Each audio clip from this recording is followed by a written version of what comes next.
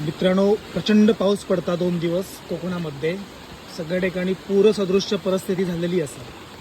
आमच्या इकडे वाघरीवाडीमध्ये पण बघा ओहोळ कसो भरानो होता.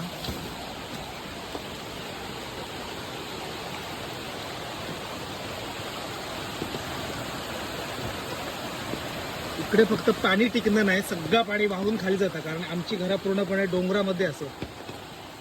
हो, वाघरी डोंगर खूप प्रचंड उंच असा.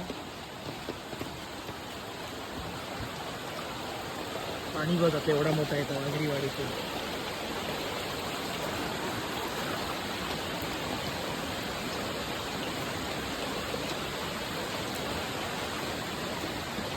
आमच्या विहिरीचा पाणी पण गढूळ झाला. या ठिकाणी बघा हे आता स्वच्छ झरे पण फुटलेत बघा. जमीन पाणी प्यायल्यामुळे